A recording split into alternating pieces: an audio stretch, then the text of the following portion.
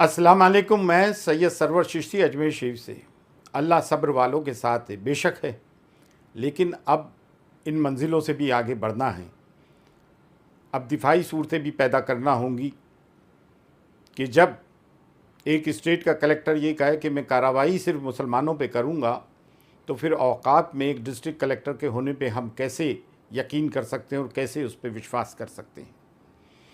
जब मुख्तलिफ BJP rule state के चीफ मिनिस्टर्स ये कहें, असम के चीफ मिनिस्टर ने तो इंतहा कर रखी है, वो ये कहे कि मियाँ मुसलमान इनसे मछली मत ख़रीदो, उसमें जहर है। यूपी के चीफ मिनिस्टर ये कहें हिंदुओं को संबोधित करके कि बटोगे तो कटोगे। एमपी के चीफ मिनिस्टर जिस किस्म की हरकत करें, मुसलमानों के ही घर बुलडोज़ करें, जबकि दूसरे स्टेट में पुलिस वालों पे अगर बीजेपी वाले पत्थर मार रहे हैं, हिंदुवादी संगठनें मार रही हैं, तो उनके घर बुलडोज़ नहीं होते हैं। ये क्या न्याय संगत है घर बुलडोज़ करना? तो ऐसे में हम फिर कैसे इन पर यकीन करें?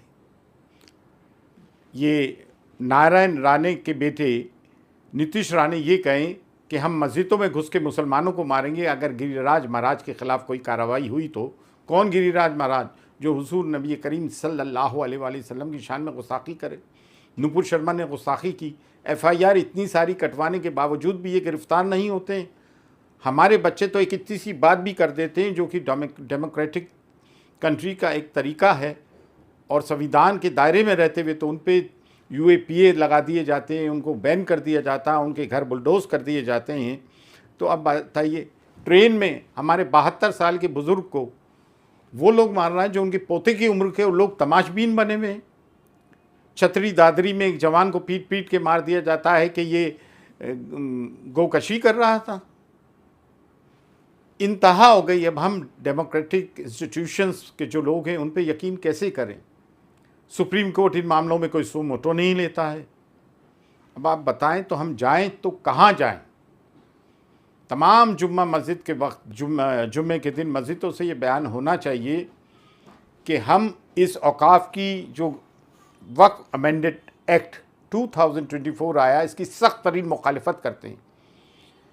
बारगाह हुजूर गरीबनाज ख्वाजा मोइनुद्दीन चिश्ती रहमतुल्लाह अलैह की बारगाह अजमेर शरीफ से जो जमीय खुद्दाम ख्वाजा हेरिटरी खुद्दाम से जो नस्ल दर नस्ल चले आ रहा है 800 साल से, उनकी नुमाया जमात अंजुमन सैयदान खुद्दाम ख्वाजा ने प्रेस कॉन्फ्रेंस करके ऑफिशियल स्टेटमेंट जारी किया कि हम औकाफ की पे जो बिल आ रहा है वक्त पर, हम इसकी सख्त मजम्मत करते हैं।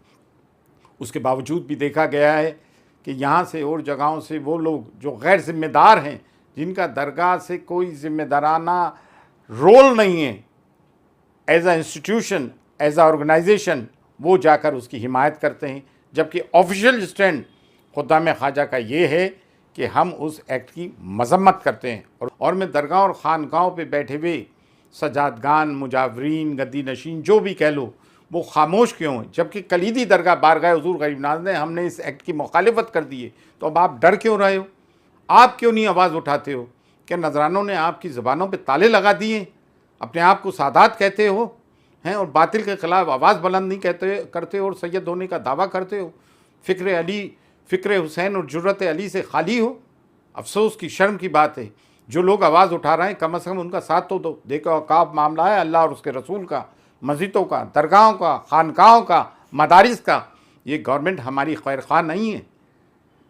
ये क्या बात करेंगी? ये हमारी ख़वातीन की बात करती हैं। बिल्किस बानो के मामले में उस बच्ची, उसका रेप हुआ, उनके घर वालों को मार दिया गया। जब वो लोग छूट के आए जो जालिम थे, जिन्होंने मजालिम ढाया, उनको ये संस्कारी कहते हैं? चौतरफा हमारे पे एक जुल्म ढाया जा रहा है।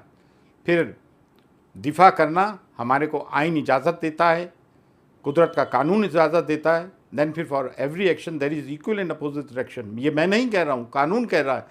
प्राइम मिनिस्टर मुल्क के ये कहते हैं कि इनकी वेशभूषा से पहचानो, ये मंगलसूत्र चोरी कर लेंगे, ये बच्चे ज़्यादा पैदा करते हैं, ये घुसपैठिए हैं। चीफ मिनिस्टर से बात करते हैं, और वो मुसलमान लानत के हकदार हैं कि जो ऐसे में भी इस एक्ट की हिमायत करते हैं जाके, और तरह तरह की क्लॉजेस बताते हैं, तरह तरह की शिक बताते हैं, तरह तरह की बातें करके गुमराह करते हैं। हम तो यूँ गए थे, हम तो यूँ गए थे, हमारा तो मतलब ये, हमारा मतलब वो, ये नहीं होना चाहिए। हम कड़े लफ्ज़ों में इस एक्ट की, जो वक्फ अमेंडेड एक्ट की, इसकी मुखालिफत करते हैं और मुसलमानों मसलकों में आज भी बटे हुए। देखा ये गया है कि चंद मुस्टंडे उलमाए सू आज की तारीख में भी तफरीक की बात करते हैं। अफसोस की बात है, हमारे भी मसलक इख्तलाफात हैं, लेकिन आज इतिहाद की सख्त ज़रूरत है। उम्मत में इतिहाद का होना बहुत ज़रूरी और लाजमी है। फजूल की बातों में पड़े हुए हैं। बारगाह हुजूर, हमसे कुछ लोग कहते हैं कि आप ठेकेदार हो इस्लाम के। अल्हम्दुलिल्लाह, ख्वाजा मोइनुद्दीन चिश्ती रहमतुल्लाह अलैह ने दीन का कलमा पढ़ाया है, कलमा हक पढ़ाया है। तो रिस्पॉन्सिबिलिटी, प्राइम रिस्पॉन्सिबिलिटी हमारी है कि मुसलमानों के मॉरल बूस्ट करें और उनकी दिफा में आएँ। ये मेरा आइन भी इजाज़त देता है, जमहूरियत भी इजाज़त देती है। हर समाज को अपनी दिफा करने का पूरा हक है। और बीइंग द खादिम ऑफ हज़रत ख्वाजा मोइनुद्दीन चिश्ती श्राइन, ये हेरिडिटरी खादिम, ये हमारा हक है। हालांकि हम गद्दी नशीन हैं, लेकिन अपने आप को जारूकश, खाक नशीन और खुद्दाम ख्वाजा कहते हैं कि हम मुसलमानों की दिफा में, दीन और मिल्लत की दिफा में आवाज़ उठाएं।